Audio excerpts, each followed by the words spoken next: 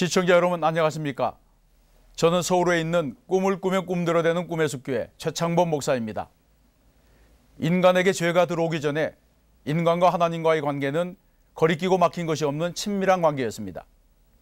그런데 죄를 지은 이후에 달라졌습니다. 인간이 하나님을 피하여 숨게 되었습니다.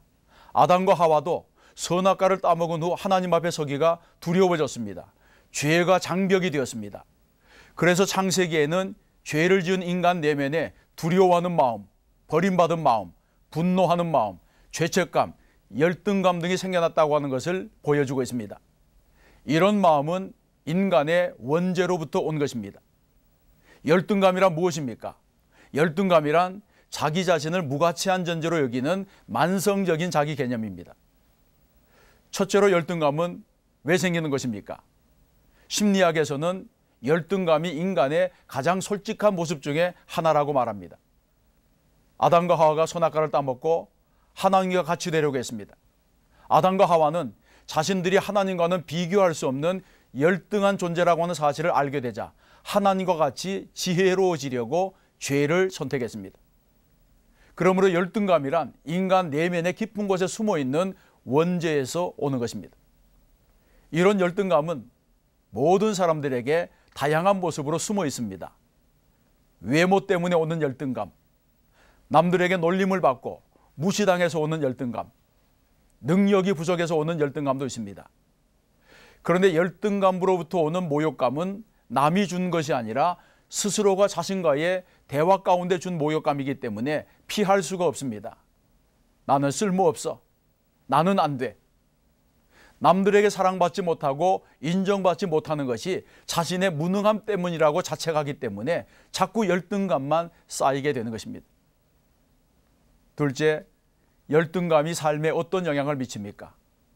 열등감이 있는 사람은 늘 남이 나를 어떻게 볼까 신경을 곤두세웁니다.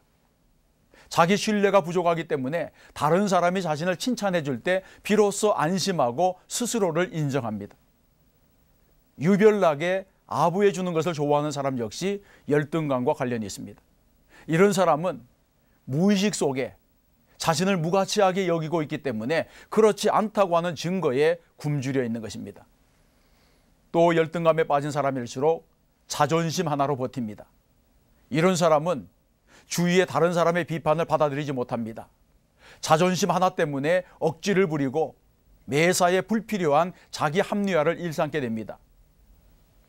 또 열등감에 사로잡힌 사람은 폐쇄적입니다.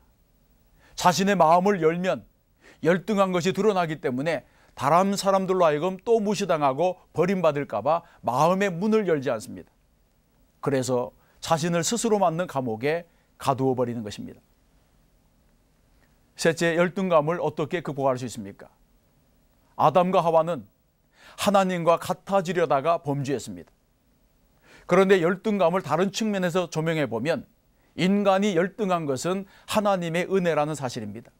왜냐하면 우리는 열등하기 때문에 하나님을 찾을 수밖에 없고, 우리는 열등하기 때문에 하나님 앞에 겸손할 수밖에 없고, 우리는 열등하기 때문에 하나님의 은혜를 사모할 수밖에 없는 것입니다. 그러므로 열등한 것이 악이 아니라 오히려 교만해지려는 것이 악입니다. 열등감에서 벗어나려면 올바른 자기 정체감이 있어야 됩니다. 하나님이 창조하신 나의 가치에 대한 확신이 있어야 합니다. 열등감도 신앙 안에서 승화시키면 위대한 에너지가 될 수 있습니다.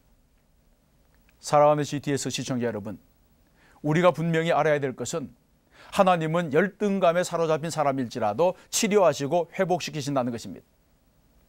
하나님은 범죄한 아담에게 찾아오셔서 아담아, 내가 어디 있느냐 부르셨습니다. 이 부르시면 너희의 문제가 무엇이냐 이런 의미가 있습니다. 하나님께서 돕고 싶다는 것입니다. 하나님 앞으로 나오라는 부르심입니다. 여러분, 문제가 생기면 빨리 하나님께 나와야 됩니다. 스스로 해결하려고 하면 문제가 더 악화됩니다. 억지로 고치려면 고칠수록, 손을 대면 손을 댈수록 더 나빠집니다. 하나의 거짓말은 또 다른 거짓말을 낳습니다. 그러므로 문제가 있으면 문제가 있는 대로, 죄가 있으면 죄가 있는 대로 나와야 됩니다. 하나님은 예수 그리스도 안에서 나를 있는 그대로 사랑해 주십니다. 예수 안에서 하나님의 자녀로 불러주시는 것입니다. 날마다 하나님 앞에서 아들의 신분으로, 딸의 자격으로 용기 있게 사시는 분들이 되시기를 바랍니다.